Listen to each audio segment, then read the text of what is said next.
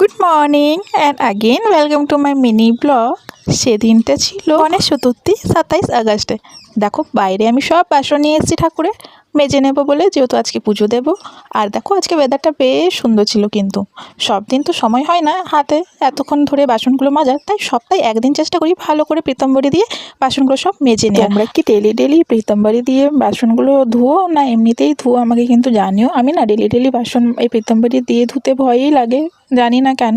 মানে যেহেতু ওটা কেমিক্যাল, ওটা যদি পিতলটাকে বা এগুলোকে আমাকে খারাপ করে দেবে না কি ব্যাপার, ওই জন্য আমি ডেলি ইউজ করিও না। না হলে পুরোনো ট্রেডিশনাল মেথডের যে হিসাবে পরিষ্কার করা হতো কাঁসার বাসনগুলো, তার থেকে পিতলবাড়ি দিয়ে খুবই তাড়াতাড়ি বাসন মাজা হয়। কিন্তু বাইরের ওয়েদারটা এত সুন্দর যে বাসন মাজাটাও আমার খুবই তাড়াতাড়ি হয়ে গেল। দেখো এবার সব কটা আরেকবার জল দিয়ে ধুয়ে নিচ্ছি আর ওই সাইডে রেখে দিচ্ছি একটু শুকনো হওয়ার জন্য। তারপর পুজো দেবো, তখন বাকি সব জিনিস গুছিয়ে নেব।